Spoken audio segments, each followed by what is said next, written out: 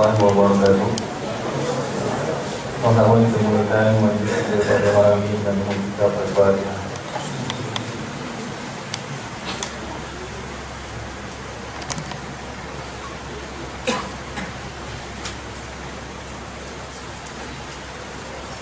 Ampun mengamalkan dengan ini jemput yang untuk menurutkan kuliah pada keperluan masyarakat.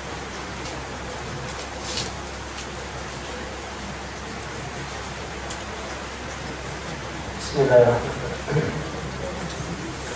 Assalamualaikum warahmatullahi wabarakatuh.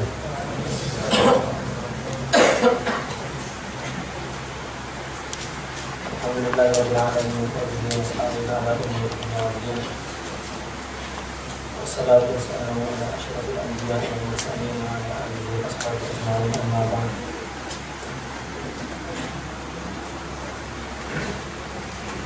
Kama akhir menggunakan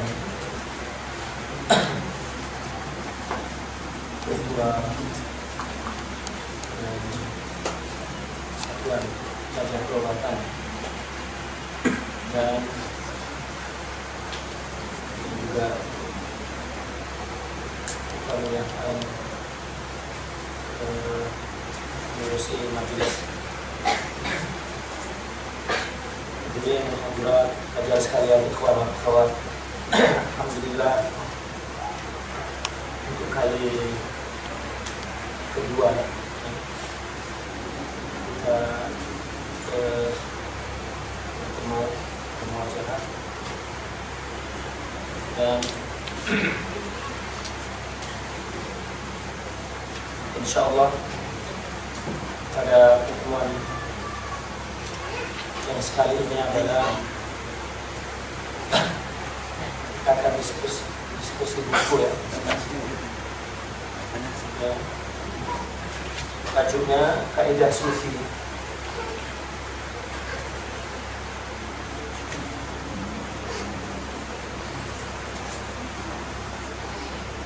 Kaidah Sufi, alternatif sebenar menuju Allah.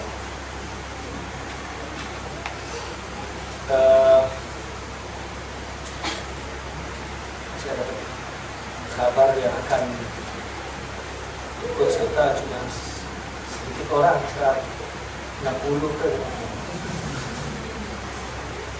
Jadi mungkin saya tak tahu berapa orang cukup atau tak. Saya pikir sekarang imtihannya. Buku ini adalah terjemahan daripada buku yang ditulis dalam bahasa Arab. Tajuknya adalah At-Tasawwuf Al-Amali. At-Tasawwuf Al-Amali adalah silsilah saniyah dari serial kedua dari buku tasawuf yang akan ditulis. Pertama adalah Madkhal ila Tasawuf Sahih, itu sudah diterjemahkan. Yang terjemahannya memahami tasawuf. Yang kedua adalah Tasawuf Al-Amali, Furuq Sufi, tarekat Sufi. Kemudian diterjemahkan menjadi Kaidah Sufi, alternatif sebenar menuju Allah. Terjemahkan lain kan dengan aslinya. Dan serial yang ketiga adalah At-Tasawwuf Alladzi Nuridu. At-Tasawwuf Alladzi Nuridu itu pun sudah diterjemah menjadi inilah tasawuf. Terjemahan lain lah. At-Tasawwuf Alladzi Nuridu nahnu, yani minal al-mutahaqqiqin, mereka hum minal mutahaqqiqin.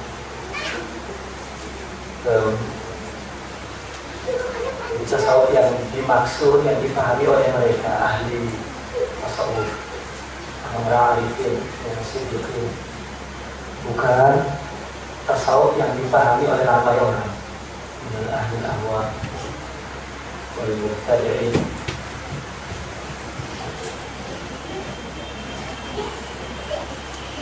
Kemudian ada silsilah yang keempat, itu adalah Al-Fakir menghimpun soalan-soalan terutamanya yang datang daripada Nusantara setelah akhir daulah. Banyak soalan seperti ini, tuduhan-tuduhan. Maka kita ingat jawab. Ada orang salah memahami secara istilahan, ada orang memahami secara kandungan tasawuf, tarekat dan lain sebagainya. Maka Al-Fakir menulis dalam tadi syubhat wal hudud, tuduhan-tuduhan, apa jawaban-jawabannya. Itu dihimpun dari pengalaman dari kehidupan, utamanya dihimpun daripada hasil daulah, hasil rihlah dakwah dihimpun dan kemudian ditemukan.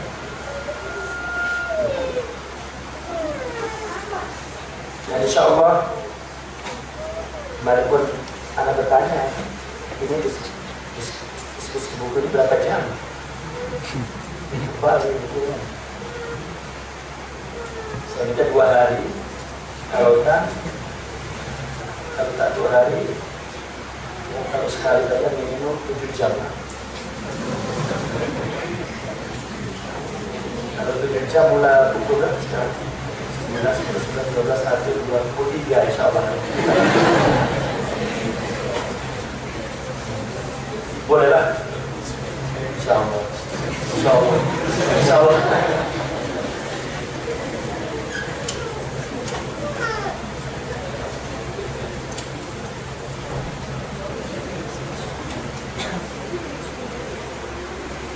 Baik, kita buka isi kandungan.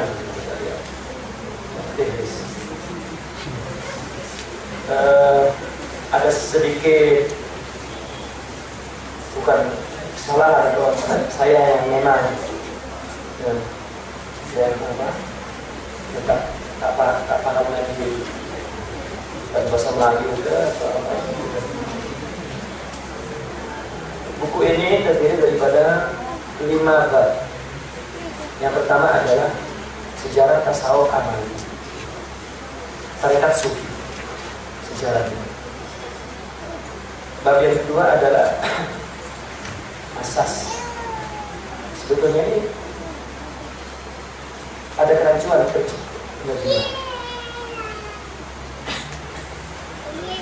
Yang bab ketiga dasar. Dasar dengan asas beda atau sama? Sama. Ya, ada kesalahan. Sebetulnya bab kedua ini asas itu adalah malami, al-malami. Malami itu kalau ini buku asalnya diterjemah oleh pelajar Indonesia, lalu bawa ke Malaysia di alih bahasanya kepada bahasa Melayu. Kalau buku At-Tasawuf Alladzi Nuridu yang menerjemah saya sendiri, karena masa Taurah yang bulan Taurah kan kita keluar, tak boleh ada pengajian, saya keluar balik pun takut. Jadi saya duduk di rumah 1 bulan penuh tak ada buat apa. Akhirnya saya terjemah, ada 3 buah kita terjemah. Di rumah setiap hari ya.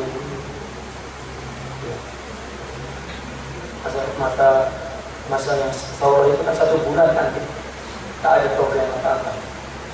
Saya duduk di rumah 24 jam penuh. Tapi manfaatnya terjemah 3 buah, termasuk buku Tasawuf Alladzi Nuridu. Setelah sudah bagi terjemah lagi sahabat belajar Al-Azhar Malaysia untuk alih bahasa ke bahasa Melayu. Itu sudah 3 orang. Cuma orang ini bagi lagi ke 1 orang, sekali lagi sampai betul-betul. Nah, sekali ini dari bahasa Indonesia yang diterjemahkan dari pelajaran Indonesia terus bagi ke kelima di selama. Jadi ada kesalahan bukan asas. Malamih ini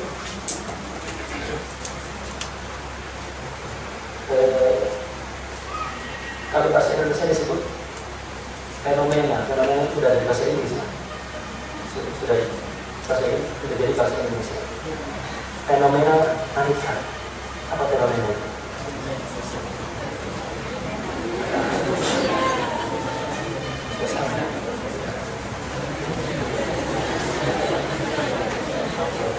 Sama mana? Apa fenomena? Ya mestinya kenapa diganti asas? Kalau sama kan, tak payah ganti. Tapi fenomena itu kan sesuatu yang nampak. Pertama kali orang tengok itu yang nampak. Jadi orang membuat kesimpulan bahwa tasawuf adalah itu. Tarikat, orang jika tengok tarikat itu 3 yang dia tengok: syaikh, murid, dan bai'ah. Betul tak? Syaikh, murid, dan bai'ah. Maka ini fenomena, ini mazahir atau malamih yang yazhar, yang jelas orang nampak. Oh, tasawuf itu, tarikat itu adalah syaikh wal murid wal bai'ah. Sudah, bukan. Memang pun itu, tetapi bukan hanya itu. Karena tasawuf adalah tarbiyah. Tasawuf adalah tarbiyah. Tarikat adalah madrasah tarbiyah. Jika sebuah madrasah tarbiyah, maka berarti ada murabbi, bahwa syar'i. Dan jika ada murabbi, maka berarti ada orang yang menjadi murid dia, tilmiz. Dia talamat, dia tarabat, maka dia menjadi murid. Dan jika ada murid, jika ada syaikh, maka ada alaqah bainahuma. Ada perjanjian, ada apa istilahnya? Connection, apa? Ya. Nah itu kan bai'ah. Seperti seorang dokter dengan seorang pesakit, kan ada satu perjanjian. Jika mau dioperasi, misalnya kan ada buat perjanjian. Maka tidaklah rumah sakit itu melainkan dokter dan pesakit. Begitu ya apa? Oh apa itu? Oh itu hospital, oh dokter, sakit, dan ada hubungan antara si pesakit dengan dokter. Benar. Itu namanya mazahir malamih. Orang tak pikir tak apa yang ada di dalamnya selain daripada 3 itu. Tak tahu, tapi itu yang orang tahu semua. Ini yang pertama bukan asas, tapi adalah fenomena. Kemudian bab kedua itu juga berbicara tentang cara menyertai, cara menjadi ahli, cara intima, dukhul. Ya, adalah hadis luar biasa. Mereka punya cara-cara tertentu. Kemudian yang ketiga, ini bab kedua, tapi ada 3 bagian. Bagian ini adalah ciri-ciri tarikat tasawuf. Ini boleh ciri-ciri, kriteria ciri kan? Khasa'is at-tasawuf. Ya, ciri-ciri. Artinya ciri-ciri ini, kriteria ini adalah yang membedakan dia daripada golongan lain. Kan? Apa ciri-ciri dia? Berarti apa yang beza dia dengan yang lain? Yang hanya ada pada dia dan tidak ada pada yang lain. Ini adalah khasa'is. Dan apa khasa'is tarikat tasawuf itu? Yang ada pada dia tidak ada pada golongan lain. Ada fikih kan, pada tauhid kan, dan pada salah-salah.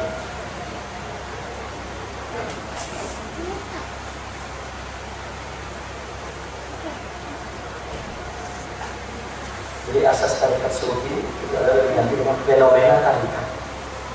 Kedua, cara menyertai tarikat, cara menjadi ahli. Yang ketiga, ciri-ciri tarikat, kriteria.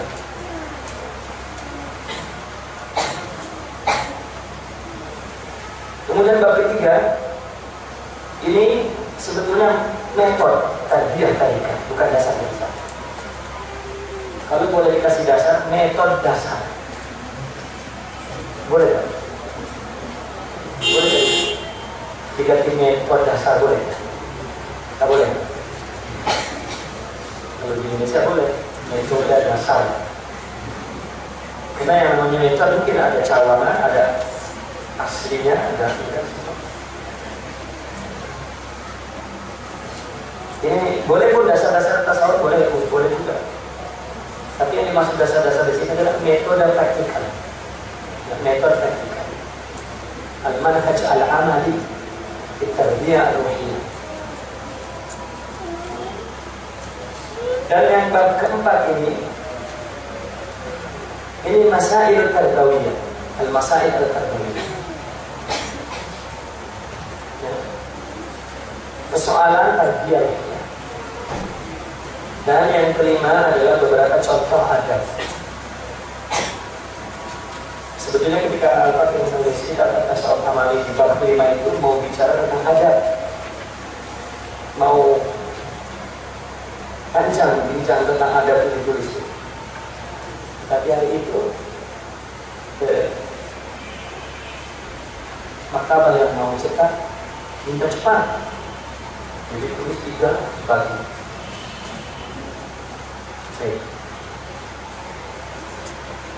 Pelajar sekalian, antum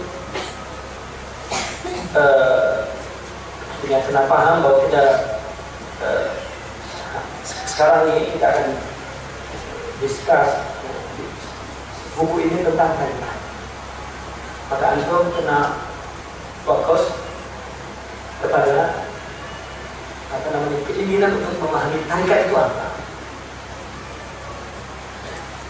Saya yakin antum adalah maklumat awal, pengetahuan yang pertama tentang apa tarikat macam ini, tarikat macam itu. Maka coba kita rujuk, kita kembali kepada buku ini. Dan buku ini tak lain, ini hanya nukil saja. Tak perlu saya buat, saya hanya menukil dari buku-buku tasawuf dan juga daripada ungkapan ucapan para syuyukh min afwahihim. Maka saya tulis di dalam buku ini. Jadi tak ada lagi dari saya. Baik, sejarah bab pertama, sejarah tasawuf amali. Kita akan tasawuf saja. Kita ikhtisar, singkat. Saya cepat. Yang pertama saya membahas tentang makna kata thariqah, turuk dan thariqah. Yang tahulah arti thariqah, turuk itu jalan, kebiasaan yang dilakukan oleh orang, perilaku. Ya. Itu adalah thariqah. Mazhab juga thariqah sama. Mazhab Syafi'i, thariqah Syafi'i. Mazhab Syafi'iyah, thariqah Imam Syafi'i. Dan kata thariqah dalam Al-Quran banyak digunakan. Ini biasa dibincang secara ilmiah lah. Ya, kata thariqah dalam Al-Quran itu digunakan untuk apa, dalam hadis dan sebagainya. Yang antum boleh baca. Sekarang kita nak masuk kepada tarikat menurut para sufi di muka surat 4. Tarikat menurut ahli sufi itu apa? Adalah suatu aturan dan hukum-hukum taklif yang disyariatkan dan tidak ada rukhsah, keringanan di dalamnya. Hal ini karena sesungguhnya mengikuti rukhsah merupakan sebab pembuka tabiat yang membawa kepada tidak berkembang maju dan putul dalam suatu perjalanan. Saya pun setelah diterjemahkan ini tak paham maksudnya. Nah kita menurut membacanya bahasa Arab, sudah paham dengan bahasa Arab, jadi tidak diterjemahkan. Apa itu maksudnya? Tarikat itu adalah sebuah hukum-hukum Allah yang penting-penting, yang utama dilakukan dengan azimah, dengan keinginan yang kuat, dipilih yang utama. Tidak boleh ada rukhs pada situ. Karena melawan nafsu itu adalah pekerjaan utama. Salat khusyuk adalah pekerjaan utama. Maka orang yang bertarikat adalah orang yang menempuh jalan secara serius menuju kepada Allah. Maka tarikat menurut ahli sufi adalah perjalanan khusus untuk para salik. Salik ini adalah insan tarbiyah sufi menuju Allah dengan melalui tahap-tahap dan meningkatkan diri di dalam makom-makom martabat kesufian, yaitu berjalan dari sabar menuju Allah. Seorang salik atau murid adalah seorang musafir. Maka hendaknya seorang musafir itu menempuh jalan yang telah ditempuh kaum sufi dan melewati tahap demi tahap, marhalah. Orang yang diberikan inayah pertolongan oleh Allah, maka inayah tersebut akan menariknya cepat, jadab kepada Allah. Karena itulah mereka disebut majnun, yaitu orang yang dipendek jalannya dalam perjalanan singkat dengan karunia dan pemberian Allah. Jadi perjalanan khusus untuk para salik. Salik itu suluk. Suluk itu adalah suluk buat tahzibul akhlak. Tasfiyatun nafs. Itu namanya suluk. Nah, jadi kita suluk itu maknanya khalwah. Ya kan? Kemudian ada suluknya tak tarikat itu? Tarikat itu suluk. Kenapa kita ada suluk tak? Karena tidak ada salah istilah. Suluk artinya khalwah kan? Yang dikenal oleh orang kita kan. Suluk itu adalah tahzibul akhlak, tarbiyah ruhiyah.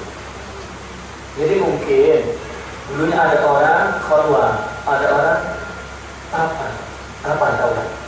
Apa dalam gua? 3 hari, seminggu, lalu orang tanya buat apa itu? Maka orang jawab itu suluk, maknanya itu dia melakukan untuk tahzibul akhlak, untuk mendidik akhlaknya. Jadi suluk itu bukan hanya khulafah, zikir suluk, mujahadah suluk, suhbah suluk. Jadi dia ingin melakukan tahzibul akhlak, ingin mendidik akhlak dia, mentarbiyah ruhiyah dia, membersihkan nafsu dia dengan zikir, mujahadah, suhbah, khalwah dan lain sebagainya. Maka semua ini suluk. Saya selalu ditanya dengan orang, antum tarikat apa? Kita diajarkan oleh syaikh itu tak bincang pasal nama tarikat. Tasawuf bukan nama. Karena tasawuf ismun, karena tasawuf isman bila haqiqah.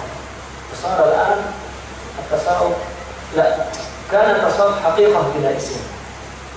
Fasar al-an tasawuf isman bila haqiqah. Belum tasawuf hakikat, maka dia Hasan al-Banna mengatakan hakikat bila sufiyah. Jadi bukan nama, tapi hakikat. Sufiyah itu adalah Tuhan, Kulu Rabbaniyin. Jadi hakikat bukan nama, tapi sekarang tasawuf adalah isman bila hakikat. Sajiri, Qadiri, Naqsabandi. Jadi orang bertanya kita tarikatnya apa? Syekh Yusuf Al-Hasan jika ditanya, Syekh, ma huwa tariqatuk? Jawabnya apa? Tariqat Rasulullah sallallahu alaihi wasallam. Ana mali bi sajiliyah wala qudriyah wala naqsabiyah. Beliau jawabnya gitu kalau ditanya Syekh, untuk apa syukur kan? Tariqat adalah tarbiyah, tahzib. Apa itu? Orang futuh mungkin di madrasah ini, atau di madrasah tanya, atau di madrasah. Bukan ini ahsan bin tarikat lebih baik daripada tarikat itu nama. Di tarikat adalah madrasah tahzib, madrasah suluk. Antum belajar politik, belajar tim kan, perobatan kan, maka pergi ke universiti perobatan, bukan pergi ke universiti syariah. Sebelum timbul soalan, saya jawab soalan.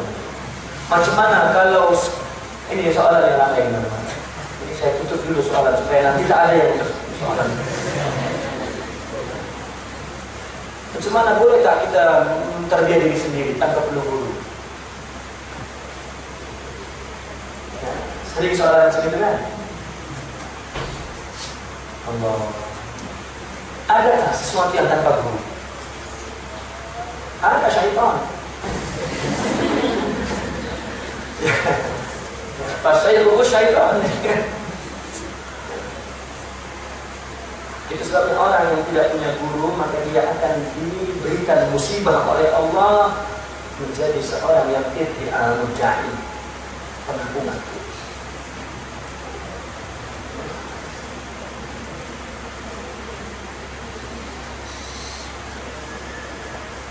Jika coba bayangkan, dia tidak mau jadi guru, tidak mau berguru, tapi nanti dia mau jadi guru, kan syaitan itu. Betul. Firaun. Ya kan? Dia tidak mau punya guru, dia mau didik diri sendiri. Tapi nanti dia mau didik orang. Suruhlah orang didik diri sendiri, tak payah kita jadi guru. Apa kalau bukan Firaun? Itu sebabnya orang yang tidak punya silsilah guru, kemudian dia menjadi seorang guru, akhirnya dia menjadi pengaku-ngaku. Oh, guru saya derek terus ke Syekh Abdul Qadir Al-Jilani. Guru saya terus ke Rasulullah, guru saya terus ke Allah, ana wakil Allah. Akhirnya mudda'i, karena dia tidak punya mata rantai silsilah ruhiyah yang muttasil kepada Rasulullah SAW. Jadi menjadi mudda'i, mengaku-ngaku. Kalau kita tidak jadi guru, lalu siapa yang memberikan satu keputusan baik tidak baik? Cuma kita ada guru. Ya. Coba lihat manhaj tarekat tasawuf itu utamanya zikir. Zikir itu untuk apa? Ditard syaitan. Kemudian mujahadah. Mujahadah untuk apa?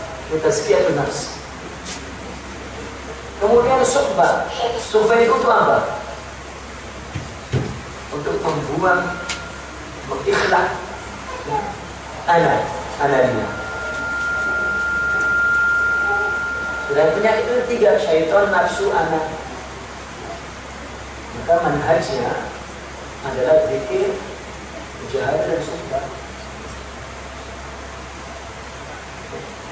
Jika orang sudah muda lagi tak ingin berguru, maka dia sudah mengaku ana sejak awal. Ana khairun minhu. Apa namanya itu? Iblis.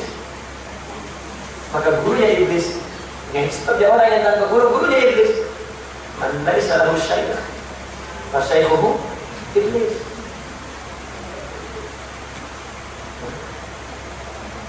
Itu jawabannya. Kalaupun dia nanti mau menjadi seorang pendidik, seorang ulama, akhirnya dia dijangkit penyakit mengaku-ngaku. Oh, guru saya dalam mimpi. Nah, itu kenapa dalam mimpi yang hidup ramai lagi?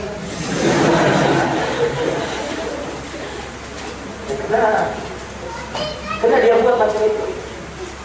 Maka dia saya jumpa di guha sana, datang Khidir, datang. Kita ini hidup sudah dikasih pedoman oleh Al-Quran dan Hadis.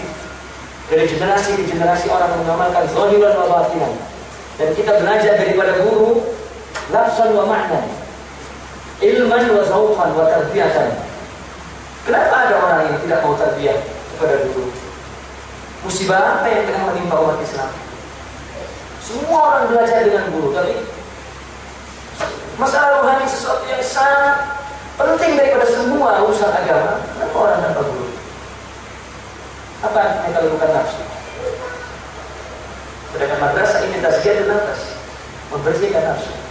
Orang yang bertanya dan ingin bertarbiyah tanpa guru itu sudah nafsu. Perlu guru orang yang seperti itu. Meskipun